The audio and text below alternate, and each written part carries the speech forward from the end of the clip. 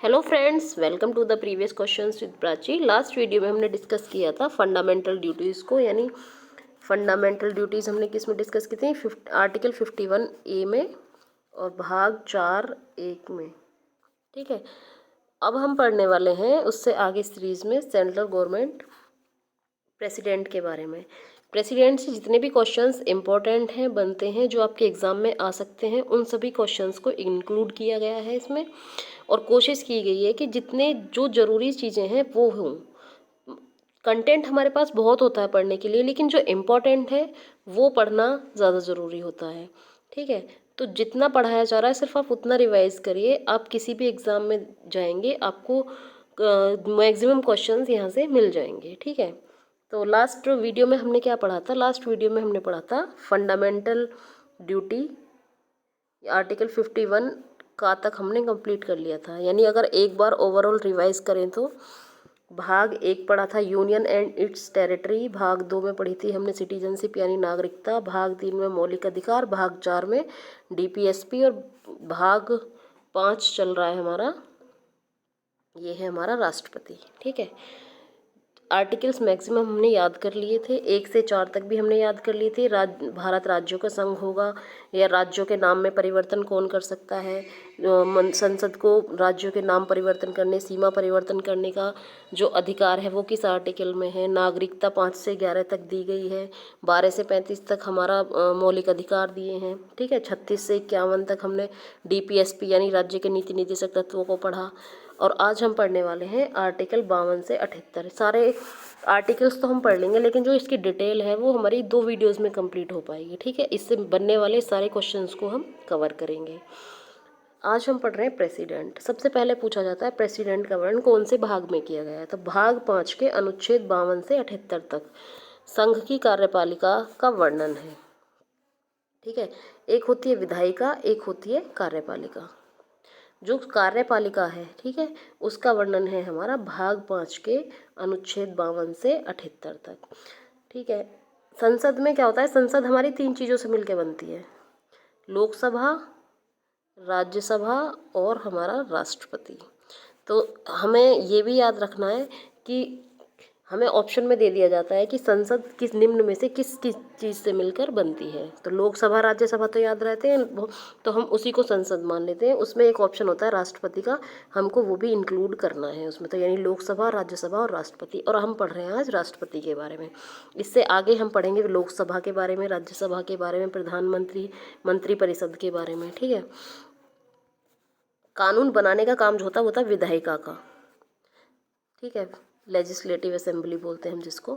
Legislator का काम होता है हमारा कानून बनाना, और कार्यपालिका का काम होता है कानून को लागू करना। तो संविधान के भाग 5 के अनुच्छेद 52 से 78 तक संघ की कार्यपालिका का वर्णन किया गया है। संघ की कार्यपालिका में राष्ट्रपति होता है, उपराष्ट्रपति, प्रधानमंत्री, मंत्रिमंडल, महान्यायवादी शामिल होते हैं। ठीक है, अब है हमारा राष्ट्रपति राज्य का, ये बेसिक जानकारी है। राष्ट्रपति राज्य का प्रमुख होता है, वह भारत का प्रथम नागरिक है। जो क्वेश्चन आने वाले हैं एग्जाम में वो इम्पोर्टेंट कहाँ से हैं?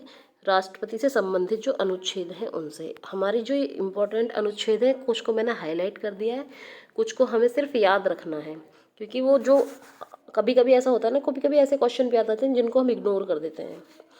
तो अगर हम आर्टिकल 52 की बात करें तो इसको याद करने में कोई प्रॉब्लम नहीं है। आर्टिकल 52 में दिया है भारत के राष्ट्रपति का पद। संविधान में कहा गया है आर्टिकल 52 में कि भारत का राष्ट्रपति होगा। ठीक है, भारत का एक राष्ट्रपति होगा, ये कहा गया आर्टिकल 52 में। आर्टिकल 53 में कहा गया है कि संघ की कार्यपालिका शक्ति राष्ट्रपति में निहित होंगी। ये मैंने शॉर्ट में लिखा है थोड़ा सा। ठीक है, हमको बस ये समझना है कि संघ की कार्यपालिका शक्ति राष्ट्रपति में निहित होंगी। ये किस में कहा गया है? आर्टिकल 53 में। राष्ट्रपति का चुनाव किस में है? आर्टिकल 54 में। चुनाव का तरीका कैसा होगा? आर्टिकल 55। कार्यकाल कितना होगा? आर्टिकल 56। उसका पुनः चुनाव कराने की प्रक्रिया आर्टिकल 57। राष्ट्रपति की योग्यता आर्टिकल 58। कार्यकाल की दशाएं कैसी होंगी? ठीक है, आर्टिकल 59। और आर्टिकल 60 में है शपथ। तो 60 को हम याद रखेंगे शपथ से। अब 60 से पहले पहले के आर्टिकल याद करना थोड़ा मुश्किल लग रहा है हमको, तो हमको कैसे याद करना है इसको, एक कहानी के बेसिस पे याद करना है। जैसे भारत का एक राष्ट्रपति होगा, आर्टिकल 52। राष्ट्रपति में कार्यपालिका की शक्तियाँ निहित होगी, आर्टिकल 53। अगर उसमें शक्तियाँ दी गई हैं उसको तो उसका चुनाव होगा, राष्ट्रपति का चुनाव होगा, चा से 54। ठीक है, राष्ट्रपति का चुनाव आर्टिकल 54। चुनाव का तरीका कैसा होगा, आर्टिकल 55। पहले चुनाव की बात की गई है, उसके बाद चुनाव के तरीके की बात की गई है। फिर आर्टिकल 56 में कहा गया है कि राष्ट्रपति कितने दिन तक काम कर सकता है, उसका कार्यकाल कितना होगा, आर्टिकल 56। पुनः चुनाव की प्रक्रिया ये पूछ ली जाती है कि राष्ट्रपति के पुनः चुनाव की प्रक्रिया कौन से आर्टिकल में है, तो ये है आर्टिकल 57 में। आर्टिकल 58 में है योग्यता, आर्टिकल 59 में है कार्यालय की दशाएं और आर्टिकल 60 में है शपथ। तो जो इम्पोर्टेंट है वो याद करने हैं।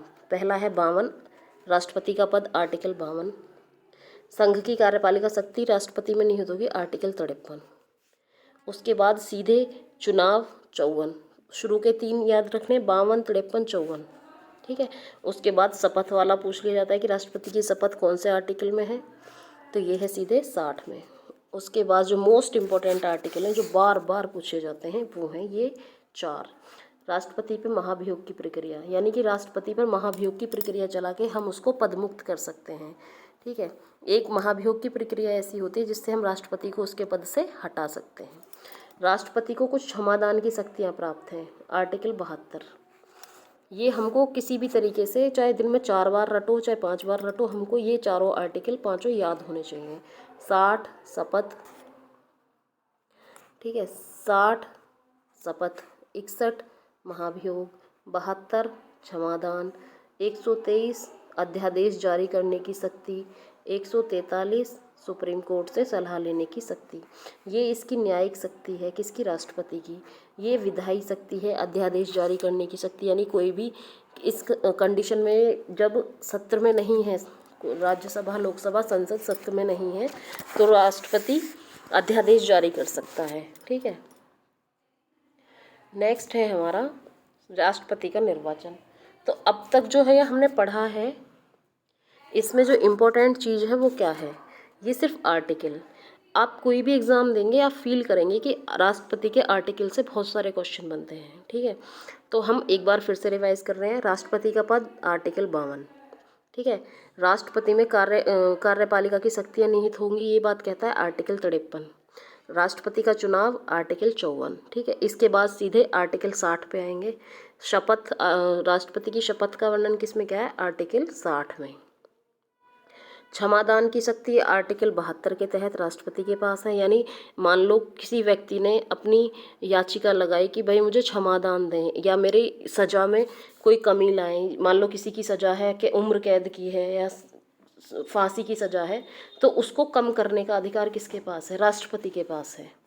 राष्ट्रपति अपने विवेक अनुसार अगर चाहे तो उसे अगर लगता है कि मैं इसकी क्षमादान में कुछ कमी कर सकता हूँ या उनके विवेक पर निर्भर करता है, ठीक है, तो वो अपने क्षमादान दे सकते हैं किसी व्यक्ति को या उस सज़ा में कुछ कम कर सकते हैं।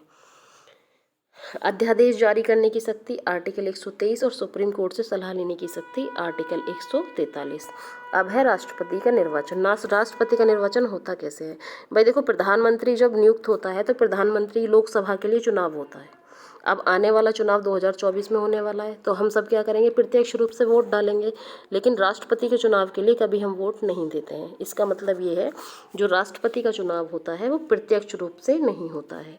राष्ट्रपति का निर्वाचन जनता डायरेक्ट नहीं करती है, बल्कि एक निर्वाचक मंडल के सदस्यों द्वारा उसका निर्वाचन किया जाता है, जिसमें निम्न लोग शामिल होते हैं, या ये कहें कि जिन लोगों को चुन के हम भेजते हैं वो लोग राष्ट्रपति का चुनाव करते हैं। अब कौन कौन शामिल होता है राष्ट्रपति के निर्वाचन में, संसद के दोनों सदन के निर्वाचित सदस्य। दोनों सदन कौन से, लोकसभा के और राज्यसभा के निर्वाचित सदस्य होंगे। ठीक है, मनोनीत नहीं, निर्वाचित सदस्य जो चुन के गए हैं। राज्य विधानसभा के निर्वाचित सदस्य, राज्य विधानसभा जैसे कि विधानसभा तो हर राज्य में है, लेकिन विधान परिषद केवल 7 राज्यों में है। तो अभी शायद आंध्र प्रदेश में ये उठा था कि उनको विधानसभा अपनी विघटित करनी थी। ठीक है, तो विधानसभा के निर्वाचित सदस्य और केंद्र शासित प्रदेश दिल्ली में और पौंडीचेरी में विधानसभाओं के निर्वाचित सदस्य। ये ऑप्शन में आता है कि पूछा जाता है कि राष्ट्रपति के निर्वाचन में कौन कौन शामिल होता है। तो रिवाइज करते हैं एक बार, उसमें शामिल कौन कौन होता है। संसद के दोनों सदनों के निर्वाचित सदस्य, दोनों सदन के यानी लोकसभा के सदस्य निर्वाचित और राज्यसभा के सदस्य निर्वाचित, राज्य विधानसभा के सदस्य निर्वाचित, ठीक है। केंद्र शासित प्रदेश दिल्ली और पौंडीचेरी के विधानसभाओं के निर्वाचित सदस्य, ये लोग राष्ट्रपति का चुनाव करते हैं।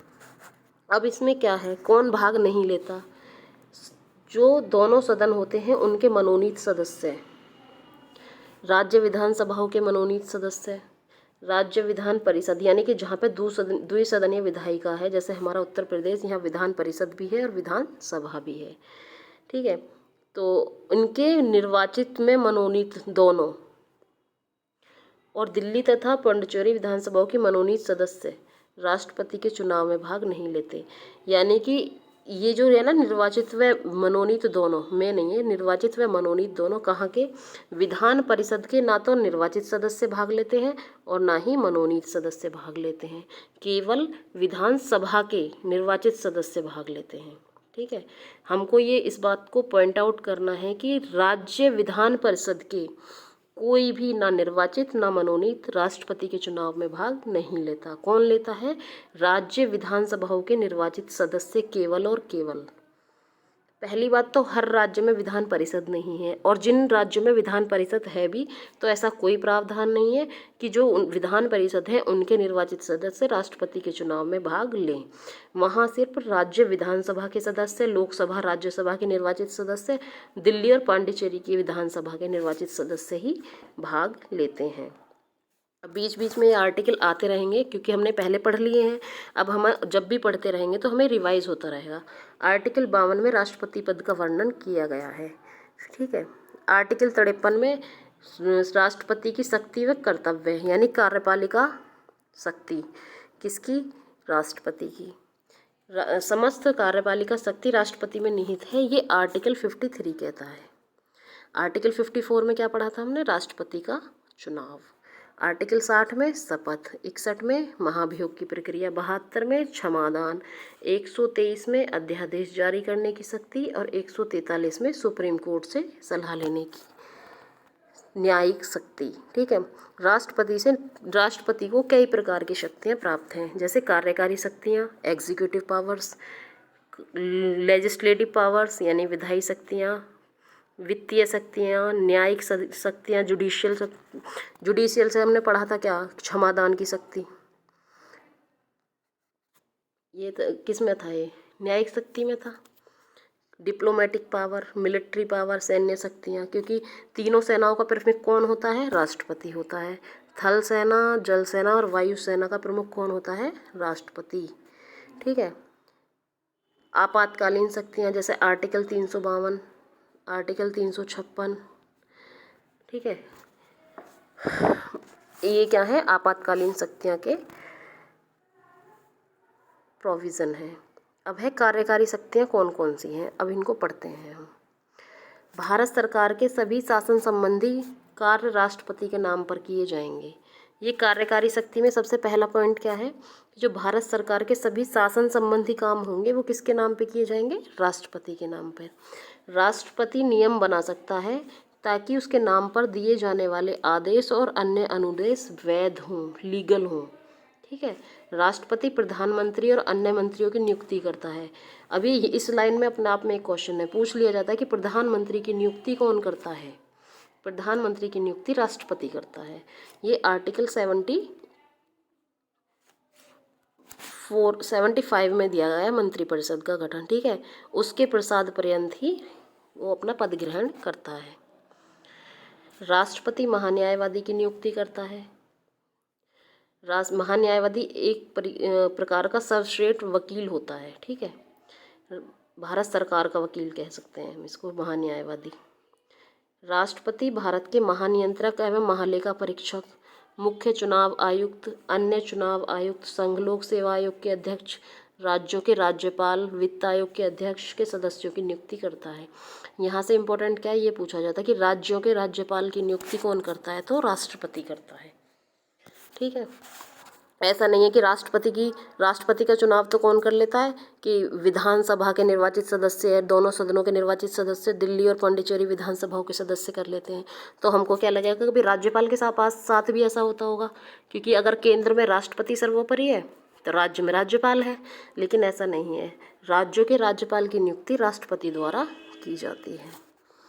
ठीक है, राष्ट्रपति SC ST और पिछड़े वर्गों के लिए आयोग की नियुक्ति कर सकता है। वह केंद्र के प्रशासनिक कार्य और विधायिका के प्रस्तावों से संबंधित जानकारी प्रधानमंत्री से मांग सकता है। किसी भी क्षेत्र को अनुसूचित क्षेत्र घोषित कर सकता है। ये क्या है, उसकी कार्यकारी शक्तियाँ हैं, एग्जीक्यूटिव पावर्स हैं। वह स्वयं द्वारा नियुक्त प्रशासक, यानी प्रशासक कहाँ होते हैं, जो केंद्र शासित प्रदेश होते हैं, जो उनका शासन संभाल रहे होते हैं, उन्हीं को हम प्रशासक बोलते हैं। ठीक है, उनका सीधे शासन संभाल सकता है राष्ट्रपति। किसका, केंद्र शासित राज्यों का। राष्ट्रपति केंद्र के प्रशासनिक कार्य और विधायिका के प्रस्तावों से संबंधित जानकारी की मांग प्रधानमंत्री से कर सकता है।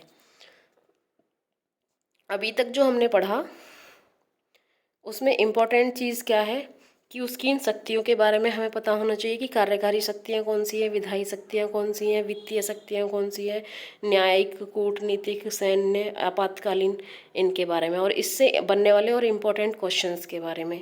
तो हमने जो पढ़ा है इसमें इसके आर्टिकल सबसे ज़्यादा इम्पोर्टेंट है। जब हम क्वेश्चन बनाएंगे, इससे आगे भी हम पढ़ेंगे। अभी ये सारी शक्तियाँ, न्यायिक, वित्तीय, कूटनीतिक, ठीक है, वित्तीय आपातकाल कब लगता है, राष्ट्रीय आपातकाल कब लगता है, इन सब के बारे में हम कल पढ़ेंगे। Thank you for watching this video. अगर आपको लगता है कि इसमें कुछ गलत है या कहीं कोई मिस प्रिंट है तो आप मुझे कमेंट सेक्शन में बता सकते हैं। Thank you for watching this video.